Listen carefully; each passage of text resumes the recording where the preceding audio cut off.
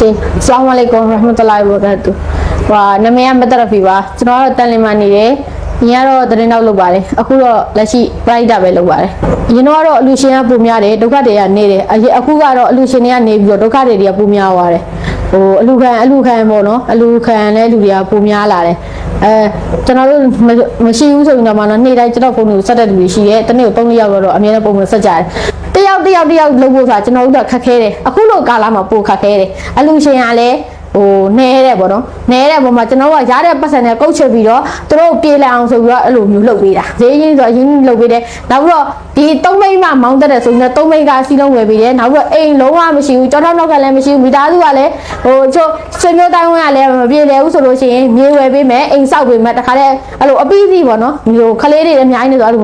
လုပ်ပေးတယ်လူတဲ့အခါကြလို့ရှိရင်တော့ကျွန်တော်တို့ကတော့ဘာသာပေါင်းစုံလူတန်းတယ်ဘာသာပေါင်းစုံလူပေးတယ်ဘယ်သူမှဆိုကျွန်တော်တို့ဒီမှာအကူအညီတောင်းလို့ရတယ်ဘယ်လူမျိုးဆိုပူညီပေးတယ်လူသားချင်းပဲဆိုတော့လေနောက်တစ်ခါကျတော့ဘယ်လိုလူမျိုးတွေအကူအညီလဲကျွန်တော်ပြောတဲ့စီကံ3ချက်နဲ့ညီတယ်ဆိုရင်ကျွန်တော်ဒီမှာဘယ်သူမှဆိုအခြေဘဲဘာသာမဆိုဘယ်လူမျိုးဆိုအခြေပြီးအကူအညီတောင်းလို့ရတယ်ပြည့်ချက်ကကြတော့ဟိုဒါကြဟိုအမျိုးသားကကျမ်းမာရေးမကောင်းဘူးမျိုးသားကကျမ်းမာရေးမကောင်းဘူးအမျိုးသမီးကရှာဖွေကျွေးမွေးရတယ်ခလေးအရွယ်မြောက်သေးတဲ့ခလေးတွေရှိတယ်အိမ်ငားနေရတယ်ဆိုရင်ကျွန်တော်ဒီမှာဘယ်သူမှဆိုအကူအညီတောင်းလို့ရတယ်ဘယ်လူမျိုးမဆိုအကူအညီတောင်းလို့ရတယ်ကျွန်တော်တို့လူမျိုးမကန့်တတ်ထားဘူးနောက်တစ်ခုကကြတော့အသက်ကြီးပိုင်းဆိုရင်ကျမ်းမာရေးလည်းမကောင်းဘူးကြောတောင်းနောက်ခံလည်းမရှိဘူးကျမ်းမာရေးလည်းတားချိုးတဲ့နေတယ်သူ့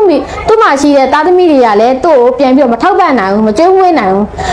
မထောက်ပံ့မကျွေးမွေးနိုင်ဘူးဆိုတော့သူတို့ကလည်းသူတို့မိသားစုနဲ့လုံးချပတ်လဲရိုက်ပြီးအဆင်မပြေအဲ့လိုလူမျိုးဆိုရင်ကျွန်တော်တို့ပြန်ပြီးတော့လားတင်တိုင်းထောက်ပံ့တယ်ဒါကျွန်တော်တို့လားတင်ပုံမှန်ထောက်ပံ့တဲ့သူတွေပဲပေါ့နော်နောက်တစ်ခုကကြတော့ကလေးတွေကလည်းအများကြီးရှိတယ်အရွယ်မြောက်သေးဘူးအမေဟို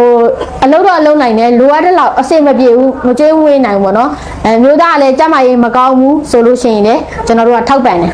အဲ့လိုလူမျိုး3မျိုးနဲ့ညီတယ်ဆိုလို့ရှိရင်တော့ကျွန်တော်တို့ဒီမှာအချိန်မျိုးကူညီတောင်းလို့ရပါတယ်ဘယ်လူမျိုးမဆိုအကူညီတောင်းလို့ရပါတယ်ကျွန်တော်တို့ချင်းကျွန်တော်ပရိုက်တာကအခုလောက်လာတာ4နှစ်လောက်ရှိပါပြီကျွန်တော်ကတော့တန်လင်မှာပဲနေတာဆိုတော့တန်လင်ကအိ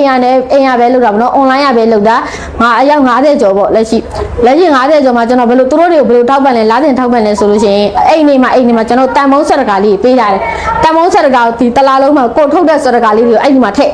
ရချင်းလားကုန်ကြီးတရက်နေ့ဆိုရင်ကျွန်တော်တို့အဲ့ဆက်ကပတ်စံတွေကိုအကုန်ပြန်လိုက်ကောက်တယ်ကောက်ပြီးအဲ့ရတဲ့ပတ်စံတွေကိုအားလုံးစုစည်းပြီးတော့